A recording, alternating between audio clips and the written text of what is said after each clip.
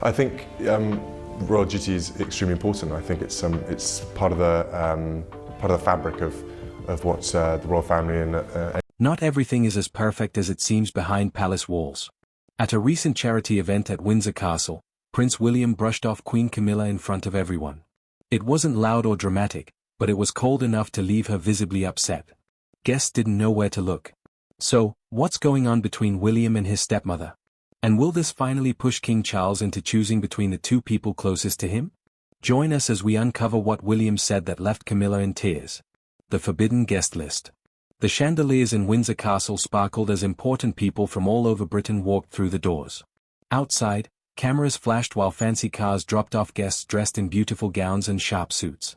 It looked like a regular royal event, but for Queen Camilla, this night was special. It was supposed to be her big moment. But behind the castle's old stone walls, something was going wrong, something that would change the way people saw the royal family.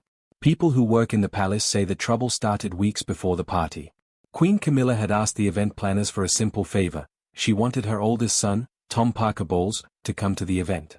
Tom is a food writer and has been to many family gatherings before. Camilla thought this was a small and normal request. What she didn't know was that Prince William had noticed, and he wasn't happy. William, who will one day be king, had been paying close attention to Camilla. He saw how she was starting to do things her own way. She wasn't just being queen consort, she was changing how the role worked. For William, the guest list was the final straw. People who know royal rules say these events follow strict traditions. Close family members of the king or queen usually get invited, spouses, too. But Tom wasn't part of the royal bloodline. He was the queen's son from before she married King Charles. If he got invited, it could change how things worked for future events. William didn't want that. Inside the palace, Camilla tried to explain. She talked about Tom's work, his love for the family, and how he always stayed out of the spotlight. She hoped the others would understand, but William said no changes, no deals. Tom was not allowed to come. But Camilla didn't give up. She talked to friends in the palace. She spoke to King Charles in private. She even suggested Tom could attend quietly without any attention. But every idea was turned down. William stood firm. The night of the event came. Guests arrived and had their names checked. Everything looked perfect. Cameras flashed. Smiles were everywhere, until Tom Parker Bowles showed up. The guards, following orders, politely told him he couldn't come in. Tom, who came to support his mother, had to stand outside while others walked past him. It was both a public and painful moment. Inside, Camilla noticed right away. She tried to smile for the cameras, but people could tell she was upset.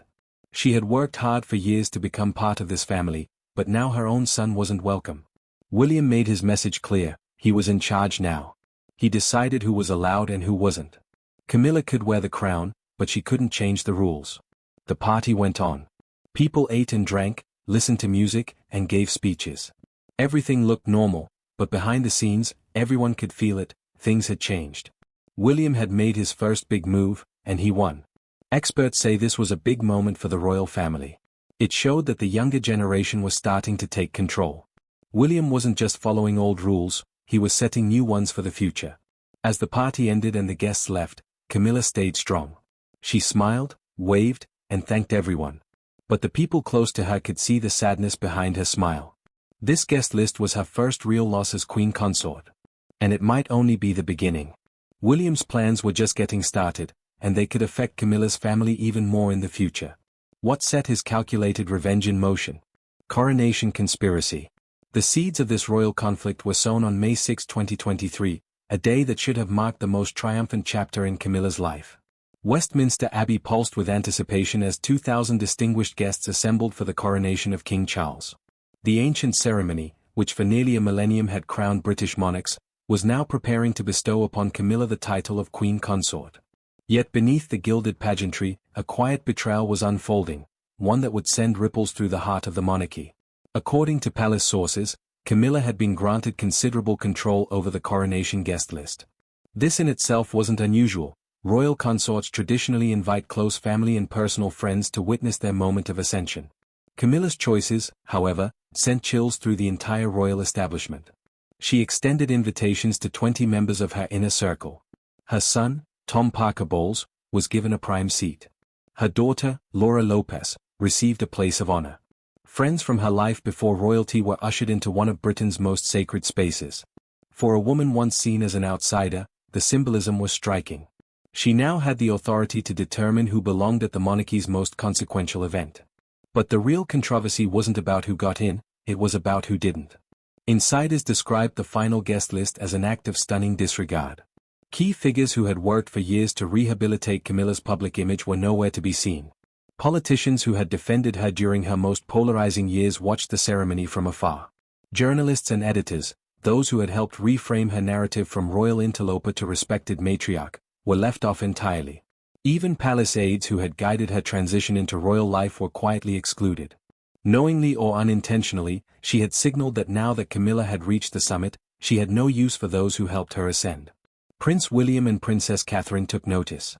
For years, they had navigated the delicate machinery of public relations with caution, understanding that institutional success required loyalty, inclusion, and long memory. Watching Camilla discard those values in favor of personal loyalty struck them as both short-sighted and dangerous. The damage became visible during the coronation itself. As Charles processed down the Abbey aisle, newly crowned and carrying the weight of history, every head bowed in deference. The moment was steeped in tradition, a kingdom pausing to honor its sovereign. Then came Camilla, adorned in Queen Mary's crown and trailing a velvet robe. But this time, the atmosphere shifted. The congregation, composed of global dignitaries, senior politicians, and elite Britain, remained motionless. Not a single person bowed. The silence hung in the air, captured on live broadcast and replayed endlessly in the days that followed. For royal watchers and protocol experts alike, it was an unprecedented moment. In modern history, no queen consort had ever received such a public, unified snub. In that brief pause, a message echoed through Westminster Abbey: Camilla may wear the crown, but she had not earned the room. Princess Catherine, seated front and center, maintained a composed, unreadable expression. She offered no smile, no nod of acknowledgement, no subtle gesture of solidarity. For a woman known for her poise and diplomacy, the absence of even a hint of support spoke volumes. Even Prince Harry, estranged though he was, appeared visibly uncomfortable. Insiders say he was dismayed by the scene, unable to intervene as his stepmother endured a very public humiliation. In the days that followed, palace staff scrambled into damage control mode. Press officers worked late into the night, minimizing media coverage of the congregation's cold reception. Official photographs were carefully curated to spotlight Charles alone, avoiding wide angles that might reveal the stillness of the crowd as Camilla passed. But for William, the moment had already solidified a deeper truth. The guest list wasn't just a misstep in judgment, it was a sign of things to come. Camilla's approach to power was now obvious to all: reward personal loyalty, ignore tradition, and reshape the monarchy in her own image. He responded in kind. If Camilla could exclude those who mattered to the institution, then William would exclude those who mattered to her. The Windsor Charity Gala would be his proving ground, and Tom Parker Bowles, once seated proudly at his mother's coronation, would become the first name struck from the list. The coronation may have crowned a king and queen, but it also exposed a fissure within the House of Windsor. The consequences of that day were only just beginning to surface. While William made his move in plain view, what was Camilla's private reaction behind closed doors? The Queen's breaking point. The moment Tom Parker Bowles was turned away from Windsor Castle, something within Queen Camilla quietly fractured. Palace staff who had known her for years described a woman they barely recognized in the hours that followed. The steady, composed figure who had endured decades of scandal and public judgment now found herself facing a kind of pain she hadn't anticipated, and couldn't disguise. According to royal sources, Camilla learned of her son's rejection while she was still mingling with guests inside the castle. A discreet aide delivered the news in a whisper during a brief pause between photographs. Her face went pale, but she didn't flinch. Cameras were rolling. Dignitaries were watching. There was no space for reaction. The role demanded endurance, and she gave it. For the next 3 hours, Camilla performed with the same precision that had defined her public persona. She smiled on cue, exchanged pleasantries with donors, and delivered her remarks on charitable causes without a misstep. But those closest to her saw the strain. They noticed the faint tremor in her hand when she reached for her wine glass. They saw how often she glanced toward the entrance, as though hoping her son might still arrive. It wasn't until the ride back to Clarence's house that the facade finally crumbled. Insiders recall a woman who had held herself together with steel resolve suddenly breaking under the emotional weight of the evening. First came the tears, then something deeper, a quiet reckoning with the reality of her own limitations. Camilla had weathered rejection before. She had lived through years of public hostility following Diana's death, endured countless comparisons to the late princess, and spent decades methodically rebuilding her image, one patronage, one appearance, one act of humility at a time. But those battles were fought in newspapers and tabloids. This one came from within the very walls she believed had finally accepted her, and that made it personal. The humiliation wasn't just public, it was private, and the impact cut to the core. Camilla had spent much of her royal life shielding her children from palace politics. She kept Tom and Laura out of the spotlight, protecting them from the institution's unforgiving glare. They built careers outside the royal bubble, lives of their own, distinct from their mother's complex role in the monarchy. But with a single gesture, Prince William had shattered that boundary. Her son was no longer just family, he had become a pawn. And it became clearer that no one in her orbit was safe from the games of power. The following morning, staff found Camilla sitting alone in her private sitting room, gazing silently at old family photographs. She had long drawn strength from her identity as a mother and grandmother, a role that grounded her amid the formality of royal life. Now, that sense of protection felt hollow. She had failed to shield her child from disgrace, and that truth weighed heavier than any title. The emotional toll was subtle but unmistakable. Observers noted the change. Camilla's posture, usually upright and commanding, had softened. Her smiles took longer to form. In photographs, there was a visible shift. The queen consort no longer appeared untouchable. She looked human, and hurt. Behind the scenes, she tried to repair the damage. Sources say she quietly requested private meetings with William, hoping to diffuse the tension. Each request was declined, always politely, always through intermediaries. The prince, they were told, was preoccupied with official engagements. Those close to the situation began to see the pattern. This wasn't just a reaction to the coronation guest list.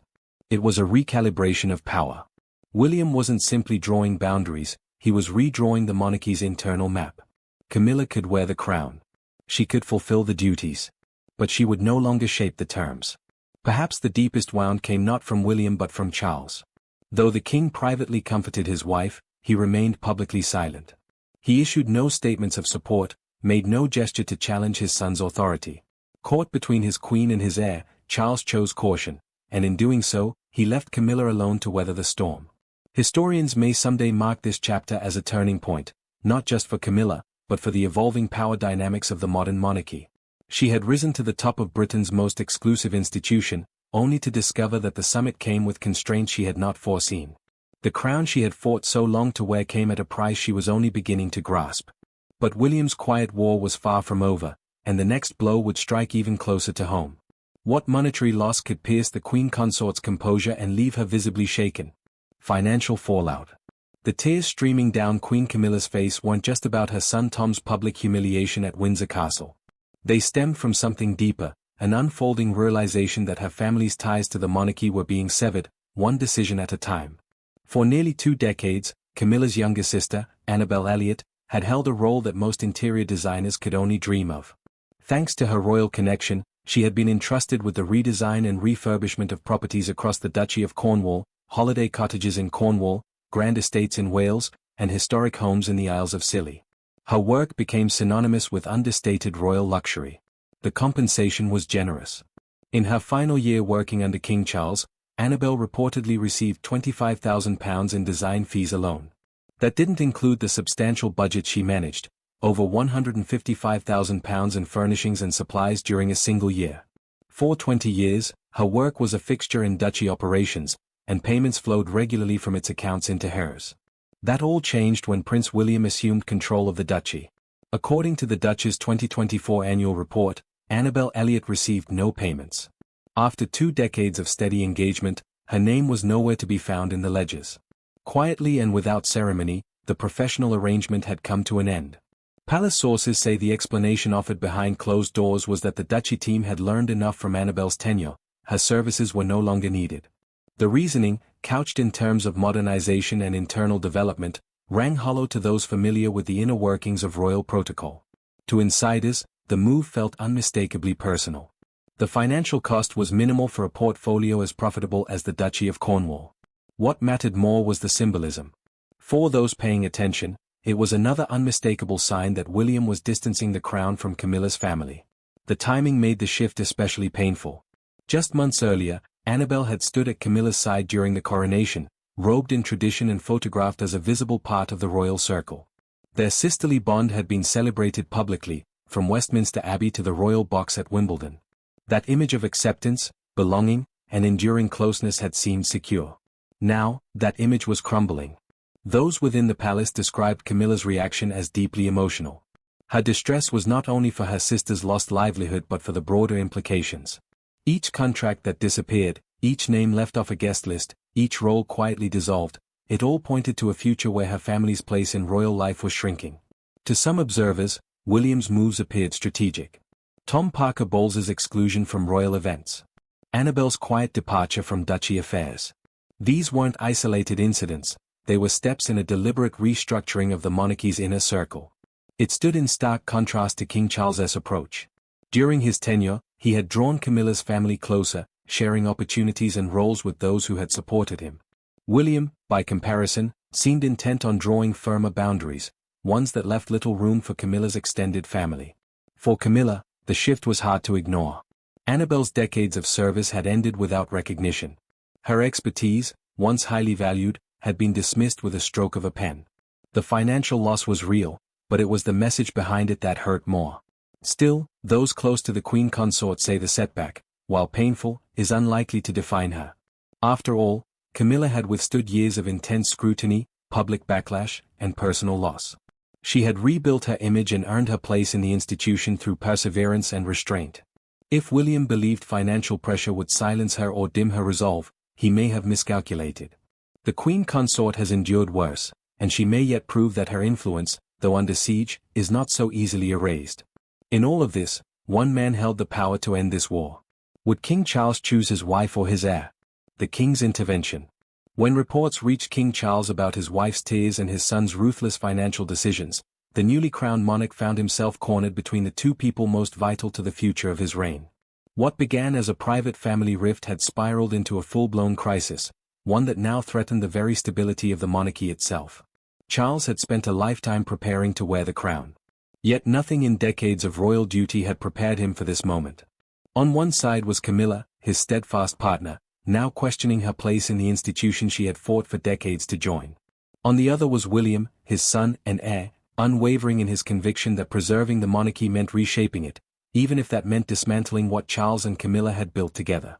The king acted quickly.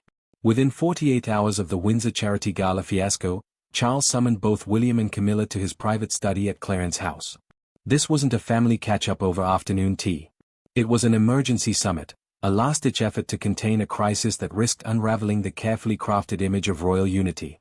Palace aides described the atmosphere as thick with unspoken conflict. Charles, long known for his measured approach and preference for dialogue over confrontation, now found himself mediating between two resolute forces. William arrived with the poise of a man certain he was defending the crown. Camilla entered with the quiet pain of someone who had sacrificed personal dignity for public duty, only to see her family's position strategically erased. The meeting lasted over 3 tense hours, far longer than anyone had expected. Behind those locked doors, Charles turned to the tools of diplomacy that had defined his public life.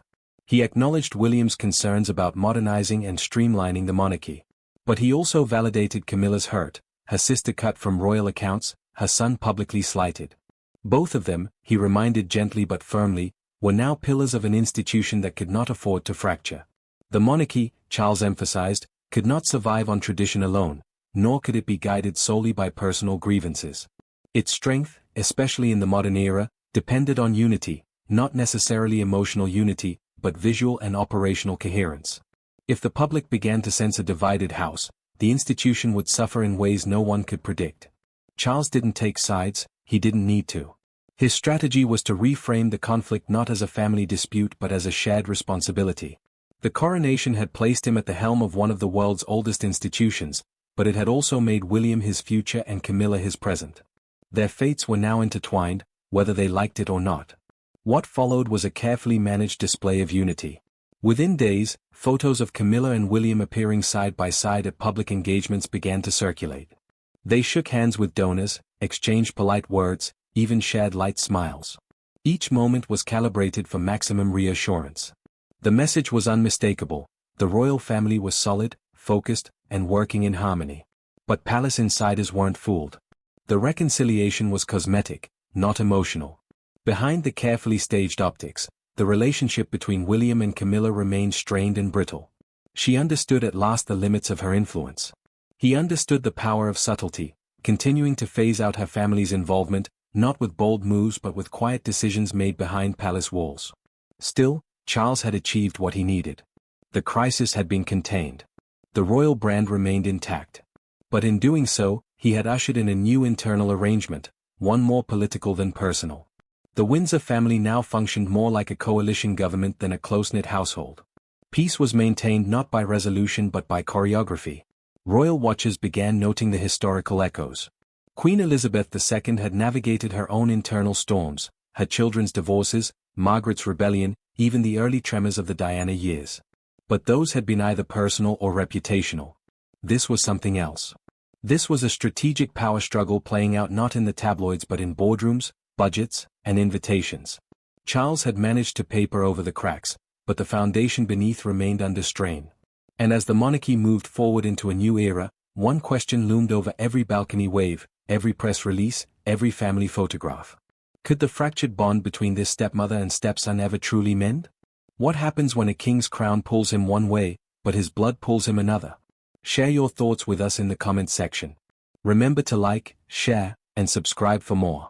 Also, click the next video showing on your screen, you will enjoy it.